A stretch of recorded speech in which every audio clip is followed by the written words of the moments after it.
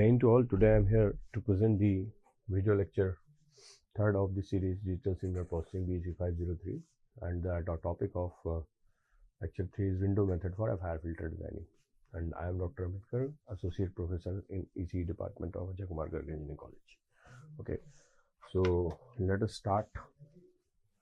So you will see there are various types of designing methods of FIR filters like Fourier series method, window method, frequency sampling method, and optimum filter designing method.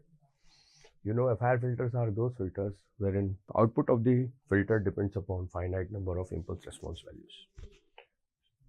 So these methods can be used for the designing of FIR filters. Although if you see our curriculum, we can see that this window method is the only method that is in our curriculum. So I'm going to discuss this particular topic in detail. Okay. So window techniques.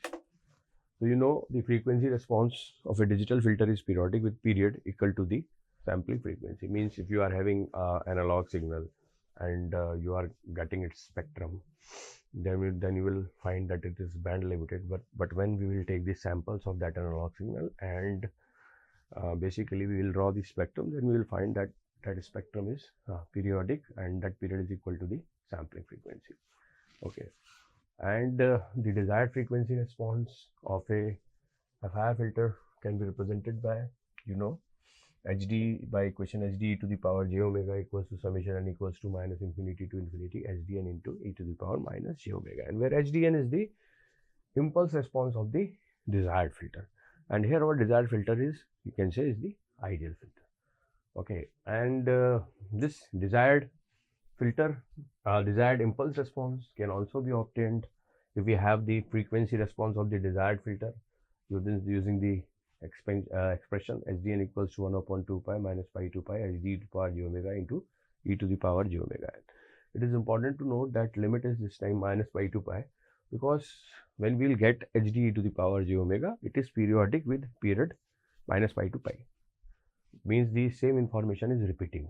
Okay, so when same information is repeating, then we can take only single period, and this 1 upon 2 pi is the normalizing factor, you can say. So this is the equation. So now what happened? What is about this desired impulse response? Okay, so you can see the Fourier coefficients of the series HDN are identical to the impulse response of a digital filter. There are two difficulties with the implementation of equation 1 for designing a digital filter. Okay, so what are these two difficulties? You can see these two difficulties are like, first, the impulse response is of infinite duration. Okay, because when we will do the Fourier series representation, in that case you can see from here this impulse response is having infinite values. And another thing is that limit is, you can see, is from minus infinity to infinity. It means the filter is non-causal. Okay, so these are two difficulties. One is the impulse response is non-causal and hence unrealizable, and second is that the window function is of infinite duration. Okay, so either of these two, you can see the main issue is that impulse response is of infinite duration, because if it was of finite duration, then non-causality is not an issue, because we can always obtain a causal impulse response of the filter by just providing a finite amount of delay to the system. Okay, now, so that's why what we have to do basically here, if we can convert this infinite duration impulse response into finite duration impulse response, then the filter will become realizable. So how you will do it?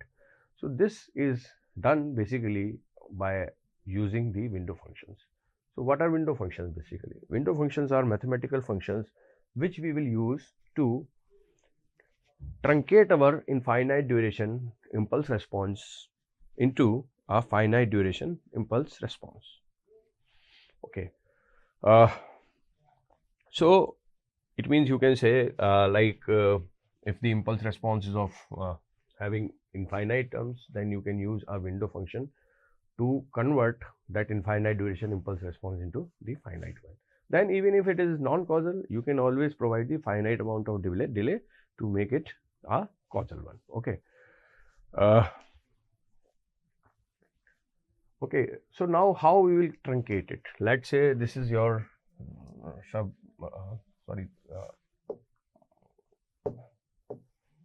let us suppose this is your infinite duration impulse response, which is extending from minus infinity to plus infinity. Okay, minus infinity to plus infinity. So how you will convert it? You will take a window function. This is your HDN, let's say, and your window function may be of that we will study what type of window function we have. Let's say a simple window function is rectangular window function that we can use. Okay, so what happened? By the use of this window function, which is of finite duration, this is of finite duration. So what we are doing basically, if we are multiplying this infinite duration impulse response with this window function, then we will get, let's say, Hn. So your Hn will be of finite duration only. So it is having only finite terms. Okay. Now depending upon the window function, we will get the characteristics of our FIR filter. Now, so you can see the infinite impulse can be converted into finite duration impulse response by truncating the infinite series at n equals to plus minus m. But this results in undesirable oscillation in the pass band and stop band of the digital filter. So let us suppose if you are choosing this type of window function where the samples are, let's say, same values and equally distributed, then you will find that the impulse response that you will get is having finite terms, but that type of truncation is abrupt truncation. And if this truncation is abrupt, then what happened? Then you will get the undesirable oscillations in the pass band and the stop band. So our window function should be like that. It should not apply the abrupt truncation. It should and the truncation which supposed to be happened is basically the causal one. Okay. So when we are using a rectangular window function, then you can say it will lead to the undesirable oscillation, and this is due to the slow convergence of the Fourier series near the point of the discontinuity. And these undesirable oscillations can be reduced by using a set of time limited weighing functions referred to as window function. And these window functions are used to modify the Fourier coefficients. Okay. Now you can see this is your infinite duration impulse response. Okay. Here we can see the signals in time domain, and here you can say signals are in frequency domain. Okay, so this is your infinite duration impulse response. This is your finite duration weighing function or window function. Okay, and what happened? We are multiplying simply this desired impulse response with the window function to obtain Hn, where Hn is nothing but equal to Hdn into Wn. Hdn into Wn. So we will get the value of Hn like this. Okay, so this is the operation in time domain. Now if you will see the frequency domain, then this signal can be represented like this, which is the infinite duration impulse response. Then this is basically the Fourier transform of window function, which is supposed to be a type of some sort of sinc function. Okay, that depends upon the window function, which type of window function you are taking. And when you can see here the operation is multiplication in time domain, but this operation here is basically the convolution operation. Okay, so after convolving, we will get He to the power j omega, which is basically the window function, which is basically the frequency response of the designed filter. This is for desired filter, and this is for designed filter. Desired and designed filter. Okay, now you can see here, if let's say this Hn, which is of finite duration extending from minus n to n, it may be a non-causal one, but that is not an issue, because this time you can always make it causal by providing a finite amount of delay. So this is like here where we have make it causal by providing this much amount of delay. Okay.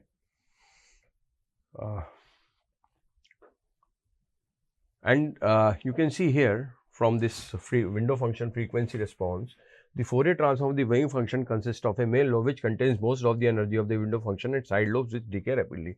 So this you can say is the major lobe and these are the side lobes. Okay, and you can see the energy in the side lobes are decreasing rapidly.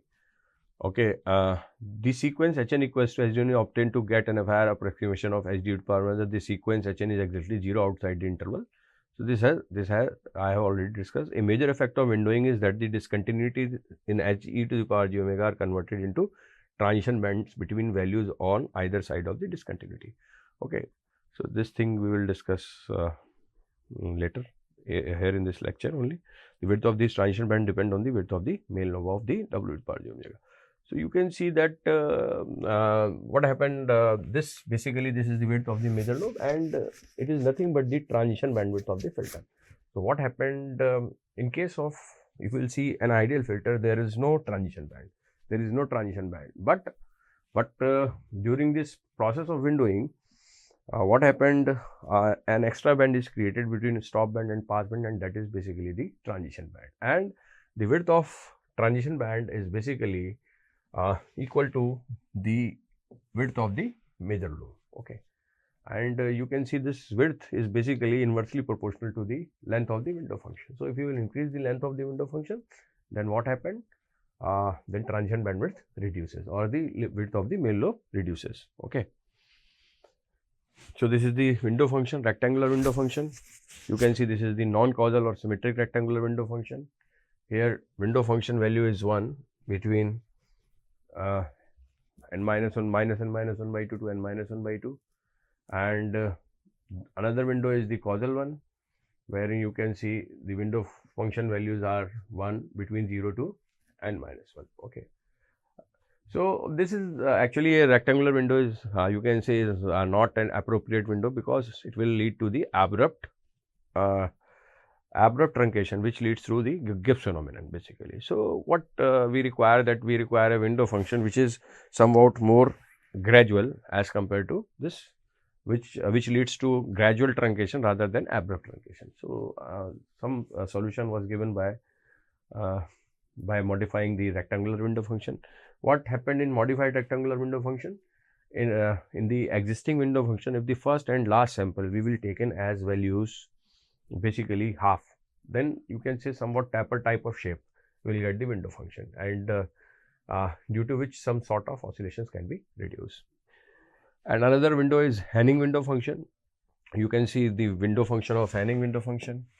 This is for you can say for causal one and this is for non-causal one. Okay, and the shape of this Hanning window function is somewhat, if we will draw the envelope only, it is somewhat like this, and you can see this first and last sample values are zeros here. Okay, and the main lobe width is approximately 8 pi by m, which was supposed to be 4 pi by m in the case of rectangular window function. So you can see the side lobe attenuation is increasing, but the width of the main lobe is increasing here.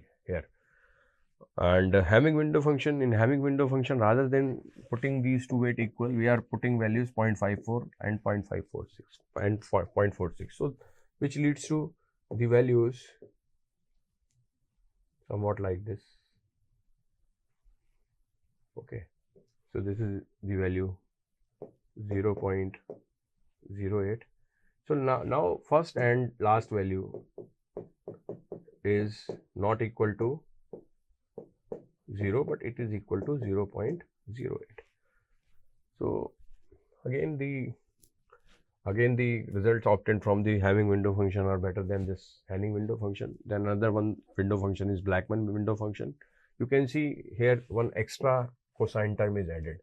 So this extra cosine term will help to reduce the attenuation in the side lobes. So you can say the less number of side lobes will be present and most of the energy concentrated in the main lobe. But what happened, because the shape, here in this case the transition bandwidth will become increases in this particular case. Okay, and you can see this main lobe width is approximately 12 pi by m, which is higher than this Hamming window function. And Bartlett or triangular window function, as the name suggests, its shape is like a triangular window function, and you can see this is the function for non-causal or symmetric window function, and this is for causal window function. Okay.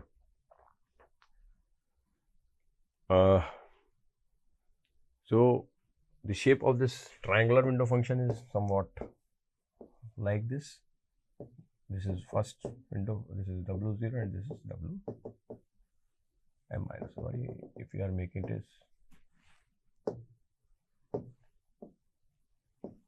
somewhat like this. So these are the window functions. So this is the comparison between the different window functions. You can see here in rectangular window function, the transition bandwidth is only 4 pi by m. So you can say the for the same filter order, transition bandwidth is the narrower one here.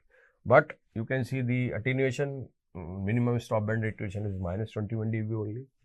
And if you will compare it with this Blackman window, you can see here it is 12 pi by m. But the side band minimum stop band attenuation is minus 74, which is much higher than this one. So there are very less number of side lobes you will get in this case of Blackman window as compared to rectangular window. But what happened? At the expense of 3 times increase in the transition bandwidth. Okay.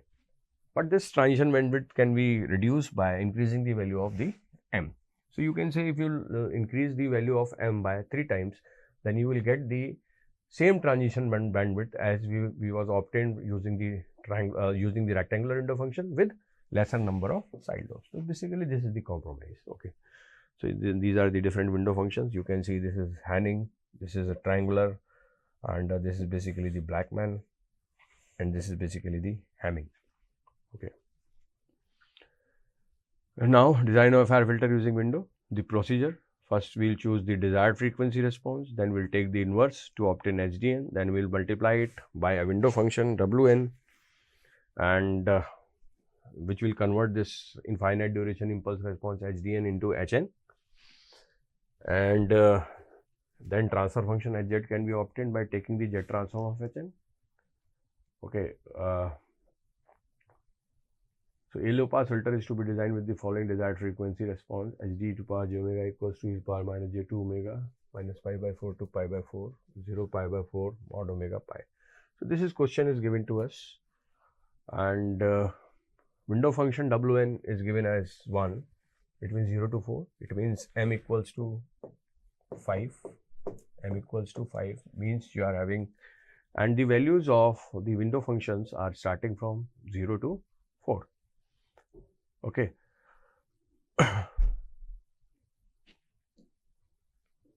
So how will solve these types of questions? Okay, here it is given to you that the desired frequency response is e to the power minus j2 omega. Actually, this 2 value, how you are getting this value? This value is, let's say, alpha equals to m minus 1 by 2. So this alpha value is 2 basically. So that's why we are getting e to the power minus j alpha omega. And pi by 4 is basically the cutoff frequency which is given in this particular case. So this is a low pass filter because you can say the value is 1 between minus pi by 4 to pi by 4,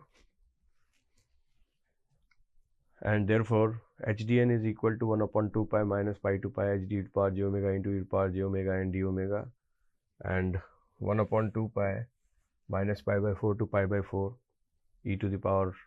So you can say this limit is from minus pi to pi, and our band exists between minus pi by 4 to pi by 4. So that's why the limit is from minus pi by 4 to pi by 4. So you are having this term e to the power minus j2 omega into e to the power j omega n. Now it will become e to the power j omega n minus 2 d omega. Limit is from minus pi by 4 to pi by 4. Then you will solve it. E to the power j omega n minus 2 is e to the power j omega n minus 2 upon j times n minus 2.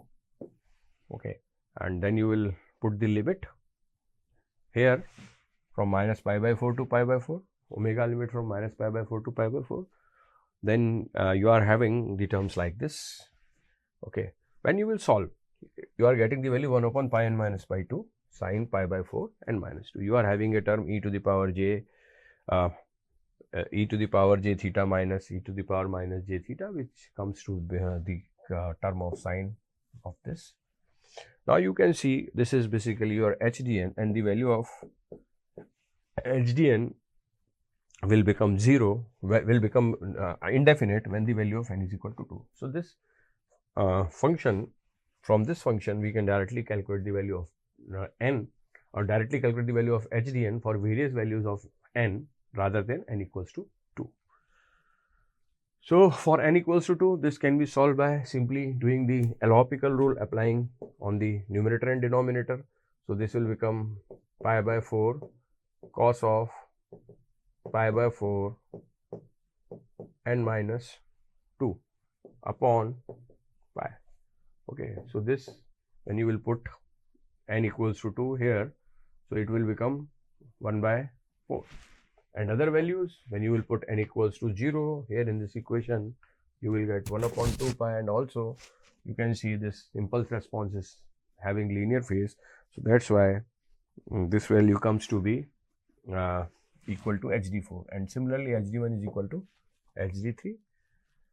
Now the coefficients of the filter would be then Hn equals to HDN into Wn. We will simply multiply HDN by Wn, and similarly, because we are using a rectangular window function, so whatever the values of HDN, we are having the same values for Hn. So this is H0, H1, H2, we are having values. Now we will obtain the frequency response of this filter. So frequency response simply Hn into e to the power minus j omega n, where n is from 0 to 4.